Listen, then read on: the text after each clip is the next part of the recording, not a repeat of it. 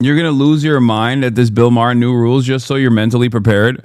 The not working class new rule. And finally, new rule now that the Trump administration has decided that America will pay any price and bear any burden to bring back factory jobs.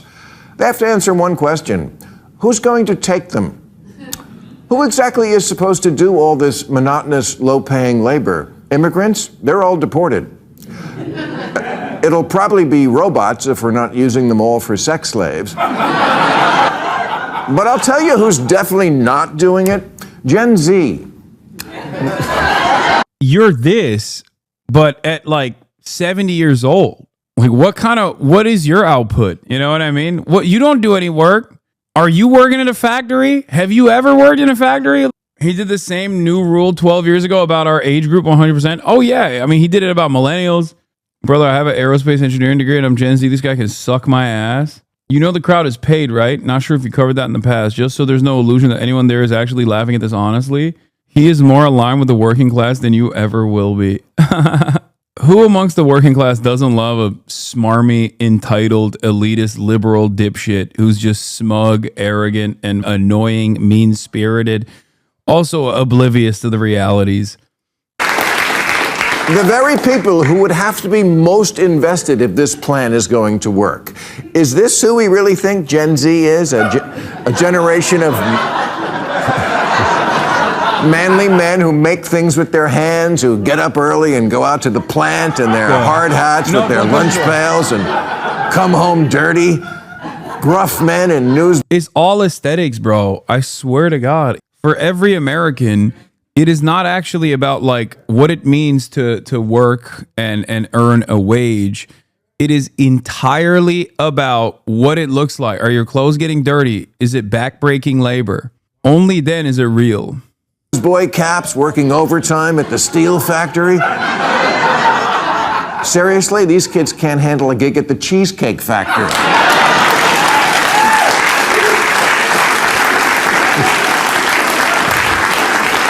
Like, I think at this point, the organic fandom of Bill Maher is probably also so old they're not going to go.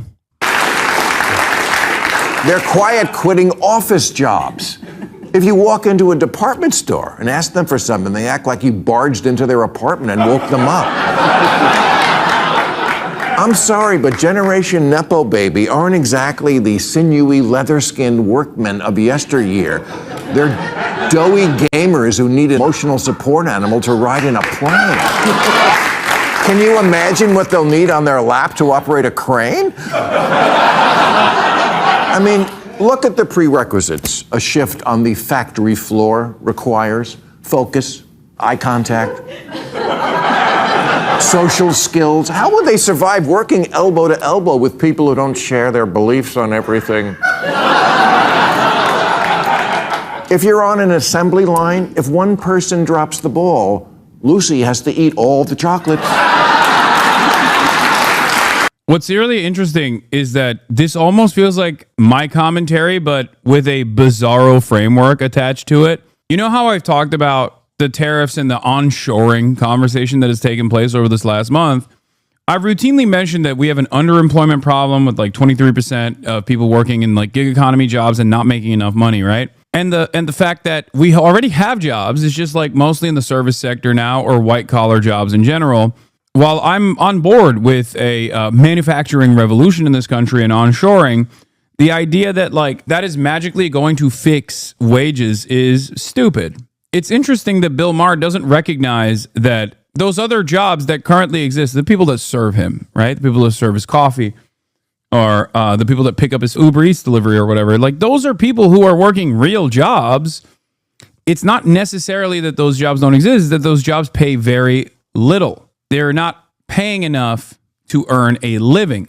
Now, of course, I don't expect Bill Maher to have a decent perspective on this because he is an out-of-touch asshole who's been a multi-millionaire, probably 100 millionaire at this point, throughout his very long career of being a famous television personality, that he has no way of comprehending what the average person's existence looks like. And he's too arrogant to care. He's too arrogant to see beyond his immediate vicinity. He part-owned a baseball team at one point. Jesus Christ, he's so rich. Oh, God, I hate that. The point I'm making is, if you think that people are fantasizing about like blue collar work, backbreaking work in general, you've probably never encountered someone who does that sort of thing. Many chatters have parents that have worked in blue collar work, and they understand how awful it is on the body. And long ago, the dream for blue collar workers was so that their next of kin don't have to work in the factory floor, even though the job decently well and had good benefits. People do not fantasize, or people do not yearn for backbreaking labor. What they yearn for is good wages and good benefits, a way to live on a single salary. That's what people want. People want the cost of living to come down. People want their money to go a longer way than it does currently. The reason why manufacturing and onshoring is good is because manufacturing, at least still in the United States of America, has been resilient to the anti-unionization efforts, given that the assembly line is still a perfect mode of production that is perfectly susceptible to the forces of unionization. That's it. And that's precisely the reason why these are some of the best jobs that are readily available to this day, union jobs in general. But it's not necessarily what you do in the factory that is the reason why people want it. It's because they fantasize about the cost of living and being able to take care of your family on a single wage that people fantasize about. If you wanted to actually fix the problems that America is facing right now, you would work to fix those problems within the existing confines of labor in this country. You could very well do that, except no one wants to do that. They want to fantasize about manufacturing jobs somehow coming back. You will never be able to do that without rapid industrialization, and you can't do that without a command economy, especially at this point, and America has no appetite for such things. And even then, let's say if we were to magically bring back factories and they materialized out of thin air overnight, and we magically trained the entire labor force to be able to work in these high precision manufacturing jobs, there is no guarantee that these are going to be good paying jobs. After all, when you look at the Amazon distribution facilities, they are fairly close to the same structure that exists within manufacturing jobs. And yet Amazon has designed this incredibly sophisticated process to ensure that there is never unionization that takes place inside of their distribution facilities. To much success, as a matter of fact, with one notable exception. See, this is a great example. I work a white-collar job and have for over a decade. If manufacturing jobs offered a livable wage, good benefits, and they brought back pensions, I would absolutely jump on board. Except if you were given the opportunity to get the same wages and the same benefits, like good benefits, good wages, and a livable wage in your white-collar job, as opposed to the blue-collar job, you would stay in your white-collar job. As a matter of fact, many blue-collar workers would jump ship to do white-collar jobs if they had the same benefits. That's my point. Why wouldn't you want to work in an air-conditioned office? Manual labor is difficult. It's backbreaking.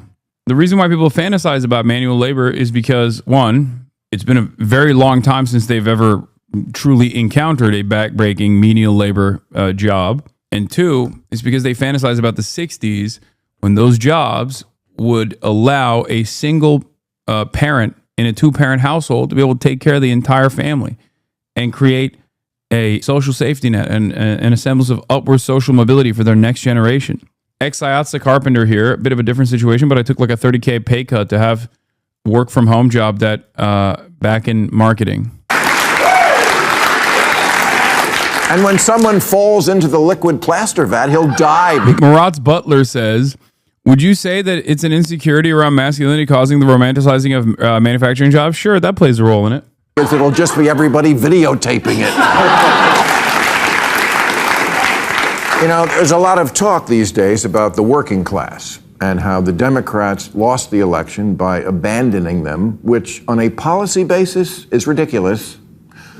But culturally, it's working for Republicans, who are seen by many as bringing back a time when men were men and worked real jobs, and their wives stayed home making tuna casseroles and hot daughters.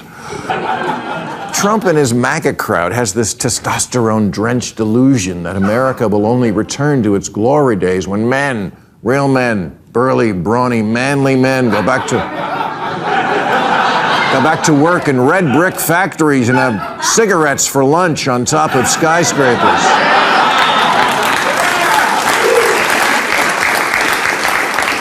Okay, but it's 2025 and being masculine is a hate crime now. And Gen Z, they don't care who's for the working class because a lot of them, let's not paint with a broad brush, not all, but a lot of them don't want to work. They want to know who's for the not working class.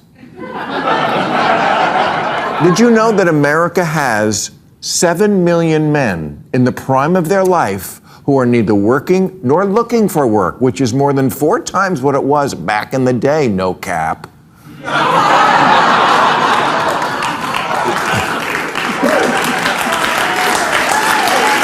Thank you. There's even a word for it now, NILF. It stands for not in labor force, which people think this is synonymous with unemployed. It isn't. Unemployed people are looking for work. NILFs are not. They're what we used to call deadbeats. The term is neat. It is crazy to me that, like, it's Bill Maher making these arguments. It's like, dude, you don't do shit. Like, I don't do shit, but even I do more shit than he does. You know what I mean? At least I, like, go outside, go to protests, put my money where my mouth is. You know what I mean? This motherfucker just, like, sits around and has a $140 million net worth, and all he does is just be smarmy and annoying. And because he was there during the heyday of HBO, he just still gets to collect, $10 million, $30 million paycheck a year.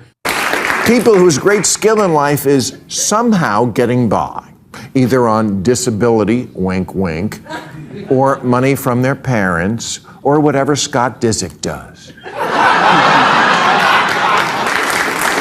Listen to this. Half of American parents with adult children provide them regularly with financial assistance, spending almost $1,500 per adult child per month. Wow. Turns out Gen Z was blowing up our 401ks long before Trump got a hold of it. So, I know the Trump crowd imagines a gleaming new factory created by high tariffs and thinks if you build it, they will come. They won't. They're playing Minecraft. Yeah. They're not saying can do. They say can't even. And if you don't believe me, check out this ridiculous video from an influencer who goes by the name Bacteria Baby. That went viral a couple of years ago when the idea of returning to a military draft had been floated. Why is everybody saying Gen Z is going to get drafted? Like, no the fuck we're not. And you know why I know that? Because we're just going to say no.